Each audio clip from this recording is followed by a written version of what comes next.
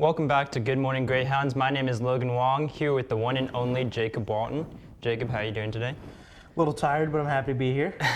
Yeah. So, you are leaving here soon to do some SID work. Can you tell me a little bit about that? So I'm actually leaving because our men's soccer team is heading to St. Louis for the GOVC tournament. I'm our sports information representative on that. So I'm heading here at about 9 a.m. I'm leaving with the team to go to St. Louis. I'll be there if they went on Friday. I'll be there through Sunday, and it's kind of cool because it's my second road trip of the week. I got back at about 1 a.m. a couple nights ago from women's basketball. I traveled with them to Illinois State for their exhibition. So getting to travel a little bit, it's something one of the fun parts about being an SID and sort of the stuff I've been getting to do is when you get an opportunity to travel, especially when you don't really have much to do during the winter, as I don't have like a heavy intensive winter sport, it's a fun opportunity. Yeah. So when you say sports information representative, what does that mean? So normally every school handles sports information differently. So for example, Brady Budke, who's the men's soccer representative here, he came from Lindsey Wilson, a D3 school. They were all hands on deck for every single sport. And it's really different the way we handle it here. For me, I run everything sports information for women's soccer, wrestling, men's and women's tennis, and baseball. So those will be my sports for this year. And I handle all the social media, all the press releases, all the recaps, photo, digital. Basically, I handle that sport. So it's kind of different, but Brady had something pop up this week, so he's not able to make the trip with men's soccer, so I'm filling in. And it was one of those things where I probably was going to go anyway just because I'm our best photographer.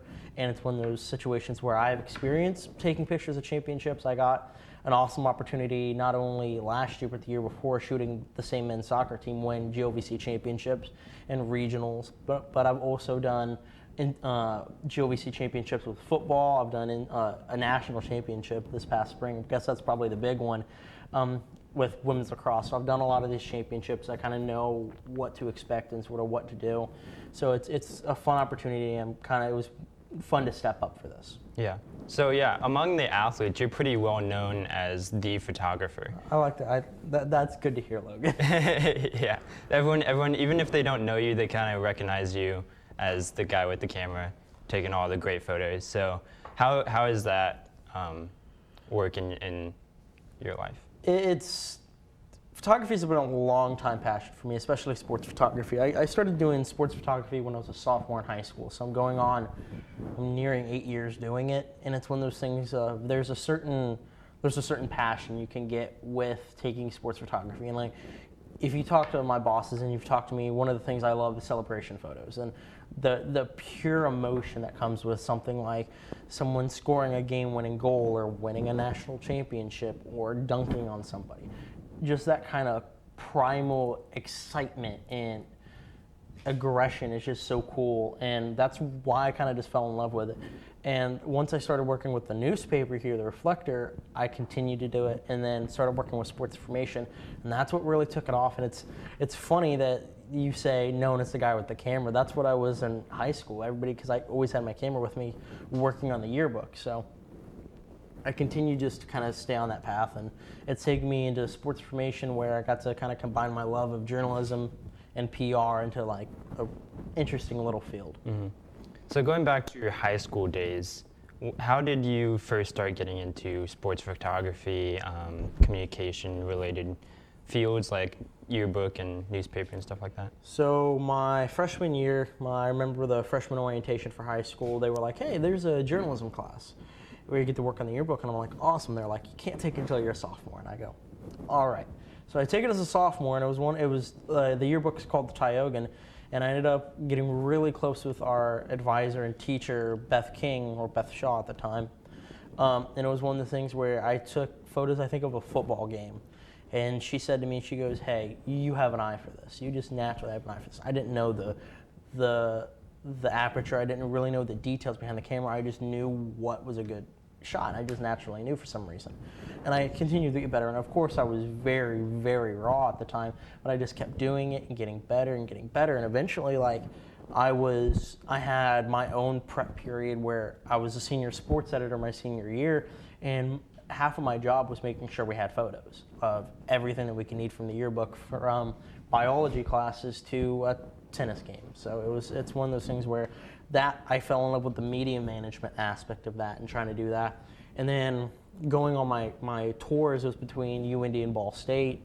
And the Ball State tour was a similar experience to what I was told in high school. You're not really going to get to do much until you're a junior. And I was kind of turned off by that. So I came to UND basically because of Jean Creswell and sort of the conversations I had with her and getting to meet everybody around the communication department, because I got to do stuff so quickly. I was here for 2 weeks and I had already published something in the newspaper. Was it good? No, but I got something published. And I've gone back and read that article a couple times, and I cringe internally every time I read it.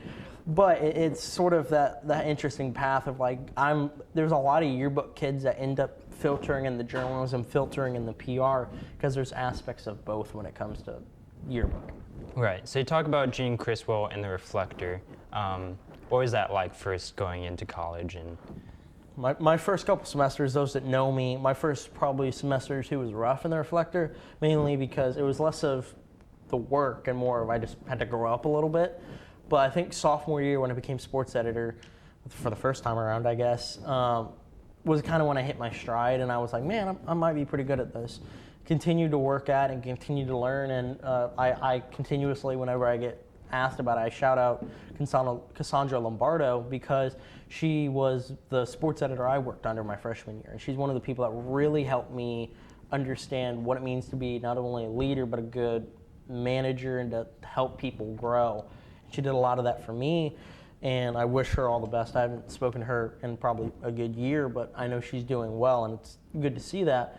But I transitioned from sports editor to sports editor and photo editor my junior year, and just continued to amp up the responsibilities and the work I was doing. Ended up winning outstanding editor manager my junior year, transitioned into editor in chief my senior year, and it just kind of was a gradual growth of just continuing to develop, continuing to learn. And by my senior year, I felt like I was pretty ready to move on to whatever next step I was. You worked with me for a little bit. I'd like to think I was a good boss for the year you worked for me, but it was a really fun experience for those 4 years. And it's one of those situations to where if somebody I had my struggles with it. There were people that didn't like me, people that I didn't like, but it was one of those things where I wouldn't have traded that experience for the world. Right. And that's sort of part of being a boss, editor-in-chief of a whole newspaper. Part of the Big Four. Exactly. So I know earlier you mentioned as when you were working on the newspaper, you got into sports information. What was that like? So I always joke that the way I got the sports information job was the most boomer thing I've ever done in my life. So I remember I'm taking pictures against Grand Valley State. This is roughly my sophomore year before COVID.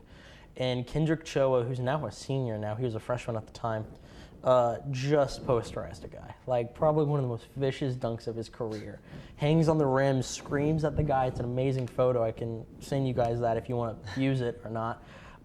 And Cody Wainscott, who is our assistant sports information director here, he comes up and just crouches down next to me. He goes, "Hey, did you get that?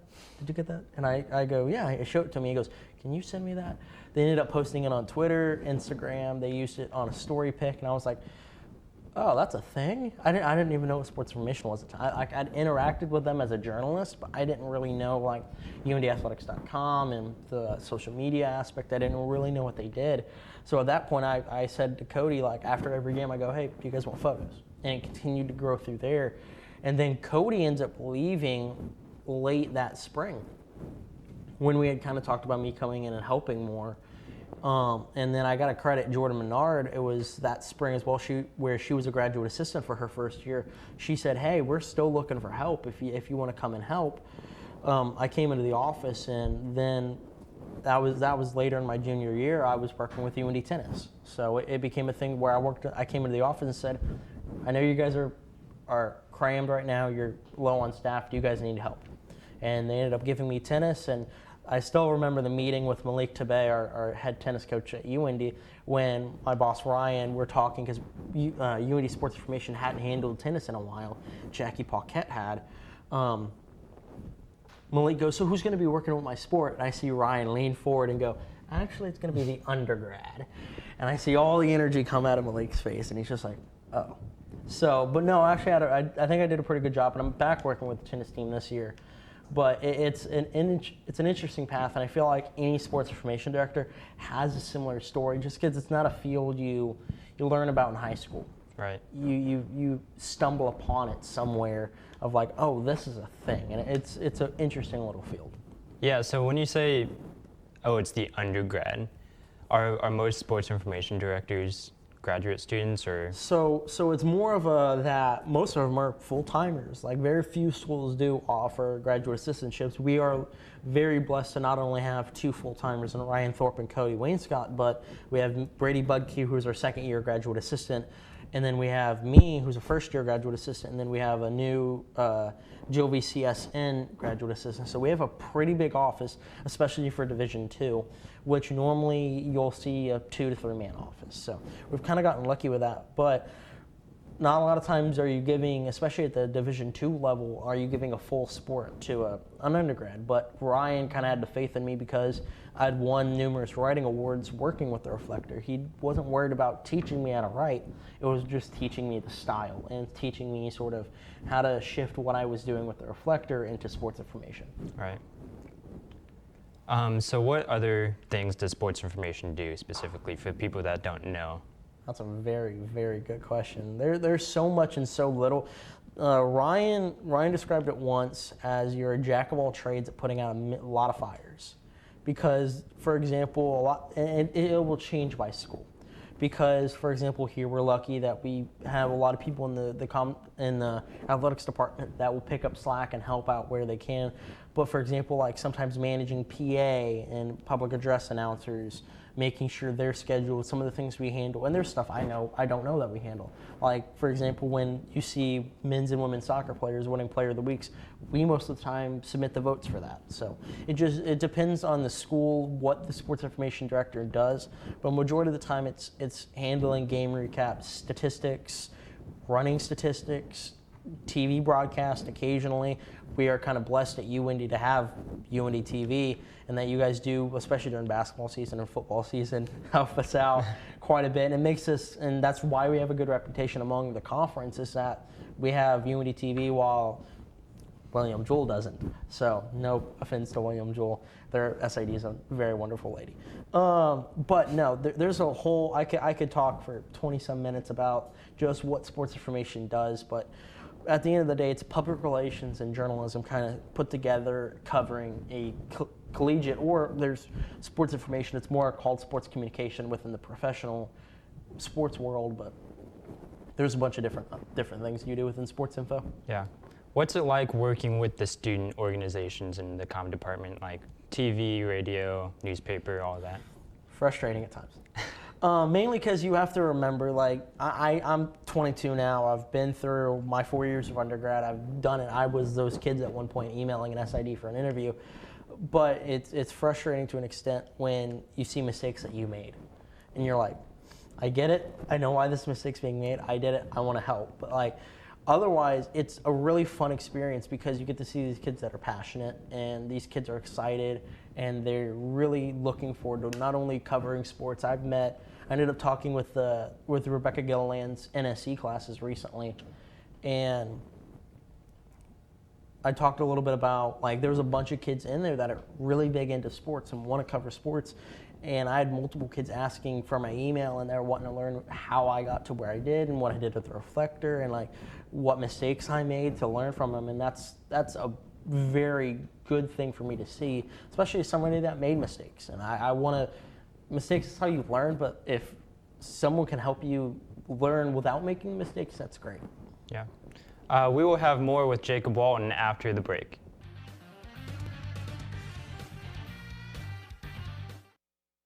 Welcome back to Good Morning Greyhounds. I am here with Jacob Walton. So Jacob, earlier we were talking about sort of the difference between D2 and D1. Can you explain more about that? Well, in sports information, of course there's a difference in competition level and glamour, but in sports information, it's just size of staff, and that's one of the biggest things. Like, here we have a pretty big staff for Division II. There's schools that have bigger ones. Grand Valley's a really good example of, they have, I think, four full-time people in Division II, but they also win like 18 national championships a year because they're Grand Valley. But at Division I, it was kind of cool. I got to talk with Brian Kelly at Illinois State a couple days ago when I was at women's basketball, and he only runs 2 sports. He has his primary, which is one of the bigger sports, which is a little bit bigger to manage.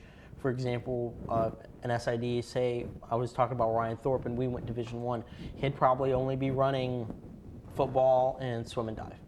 And you'd have a bigger staff, you'd have a bigger budget. So, for example, Brian, he only ran women's basketball and I think tennis. So it's one of the things where like I'm running twice the sports he is at Division II, and I'm a graduate assistant. But there's so much more eyes on it. You have media knocking at your door so much more. You have so much more promotion that you have to do. Because, no offense to you, Indy, love this place. We're not getting knocked on the door. The Indy Star's not knocking on our door every day. We have to do something special, whether it be Toriano Clinton or this.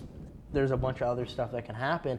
We're not getting this constant media attention. We have to be special for it to happen. So at the Division I level, sports information kind of changes its game, and there's less individual content creation within it. You still will write the recaps. You'll still write press releases, but you may not be running stats every day. You may not take pictures. You may not do video because you're probably going to have a digital team. That's entire job is content creation. You may have a social team. That's entire job is social media. So like, for example, a great alum that I actually worked with for a while, Taylor Stranad, she works at a Division I sports information office in their digital content creation team over at Ohio University. So it's really interesting having talked with her about sort of what she's experienced and what I've experienced and sort of the differences between sort of our roles. Right. So while we're on the topic, what do you think the difference is between D3 or even NAIA with sports information? Past D2, there's not much difference in sports information. It's just you're going to have less of a budget and you're probably going to be understaffed. And for example, even at the like, UIndy's a pretty high tier Division II at this point. Even though we don't have the trophy case of some schools, we have won national championships. We have a pretty good budget. We're in a pretty big market. There are schools, and I don't want to hate on Kentucky Wesleyan, for example, but Liz Wazinga, our former assistant SID here, she was the head SID at Kentucky Wesleyan, and it was a one-man shop, or a one-woman shop, excuse me. And she did all 24 intercollegiate sports. She ran everything for them by herself. Mm-hmm. Her only help was the assistant golf coach, who happened to be a former SID. So it's one of those things of like, you're gonna probably be more overworked and probably more constrained the lower divisions you go. But then again, there's schools like Center College, which another great alum, Jake Reaney, he's working at, and he's their head SID now, and he has an assistant, and he has a GA, and at Division III, that's a great office to have. So, and he's been doing great work over there. I've been really happy to see him succeed. But past these two, there's really not much of a change. Yeah. So you've dropped a lot of names today. So what's it like making new friends and learning about different people? For anybody that knows me, and you can hear it now, I like to talk. I like to learn about people. That's one of the things that made me fall in love with journalism as a whole, is the learning about people. I've always enjoyed learning, and part of it is storytelling and learning about people's story. In my senior project, I said it, and it's a quote that I've said for a long time, that everybody has a story. It's our job as a journalist to find it and tell the world about it. And it's an exercise when I was a junior in high school that I would have people that are new to yearbook do, which is you're sat across from somebody and your job is to find 5 things about them that could be a news article. And the reason is because there's something cool about everybody. Nobody's, some people I guess are, but there's nobody that's really just boring to their core. Like you, for example, you're a cross-country runner doing TV and balancing that. That's an interesting story. So there's a lot that goes into it. But you talk about the knowing a lot of people. I just like knowing people. It's something I've always enjoyed. I like talking to people, whether it be in sports. The athletes that I've worked with me know I can ask them about their sport any day. And the comm department's the same way, so I just enjoy it. I think that's what we're really trying to do here at Good Morning Greyhounds with the talk show. Just have new people come on, tell their stories, tell whatever they're working on, and really get exposure for them and stuff like that. So looking to your future, what sort of things does sports information and all the things you've done with journalism lead to? Well, the goal of sports information, a job in sports information somewhere, but there's so many different routes I could go. I'm hoping over the summer to start working with the Indianapolis Indians a little bit more. So whenever someone asks me, hey, what's your dream job? I always joke and say Ryan Thorpe's, but he's not leaving anytime soon. So that's I have to take another route. And something that's really cool is we have a minor league baseball team in town. I know the communications director there. I also know the communication director at the Yankees. So the goal long term is to be working within professional baseball. And that's why I'm extremely excited for the spring where I get to work with UND baseball and see what it's like and see if it's truly something I want to pursue moving forward. And I grew up playing baseball. For those that know me, I'm a diehard Yankees fan. I watch almost every game every season. So it's kind of a dream job in that situation. But there's also times where I look at it and I go, man, I would love to stay within college athletics because of the relationships that you can have with the student athlete. Like example, I know a lot of the women's soccer players pretty well because I've worked with them all year. I've talked to them before games. I've interviewed them. I've asked, hey, so how are you feeling? I know your ankle's bothering you. It's those type of things of just that interpersonal relationship with not only the people you work with, but the people you're covering. Right. What's the networking like moving into the professional field? So outside of college, outside of sports information. So you mentioned the Indianapolis Indians communication persons. You just meet people. For example, I talked about the assistant SID at or one of the sports information directors at Illinois State. It's one of those things where if I'm on a road trip, I will make it a purpose to talk and learn about the other SID because that's a potential boss one day. That's a potential coworker, and sports information is kind of a lucky field in that 99% of the jobs are posted on COSIDA.com or I guess soon to be CSC.com. It recently rebranded. So the jobs are out there, but it's also about knowing people. Like for example, I know a lot of people at the NCAA now because we have some alums working there and former coworkers are working there. So it's just knowing people, and we're also lucky within the comm department to have Scott Eaker, who for some reason knows everybody under the sun. He does. I'm not joking. I'm pretty confident that man could get you a meeting with the president if he tried hard enough. So it's one of those things to where it's who you know, and especially in the communication field. And sports information, at the end of the day, is just another subsection of communications. Right. What advice would you give to anyone looking to be in the sports information department? Be there. So, for example, we have Jace, who's a freshman in communications here. He wants to be a sports information director, work in sports information. He just showed up to a volleyball match and said, hey, I want to do this. Can I help? That's how I got there. And I know it's very counterintuitive, especially nowadays where it's, apply for this, write an essay, get a recommendation letter, do this, do that.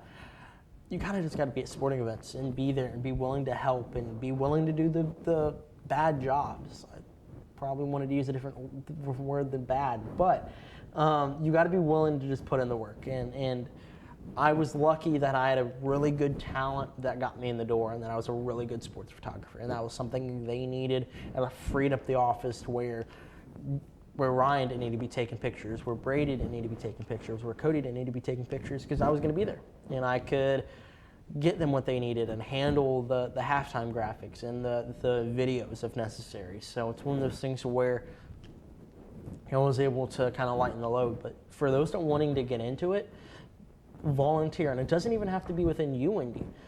Butler's in town, IUPY's in town, Marion's in town. If your hometown has a college, and over the summer, go ask them, hey, is there anything you need help with? You may get stuck updating percentages on a record book. It may suck, but it's a great experience because you're going to be in that office developing relationships. And that's, I think, one of the more valuable things. So looking back to your whole time at UND, both in the comm department and SID work, what would you say your favorite memory is? Oh God, there's so many of them.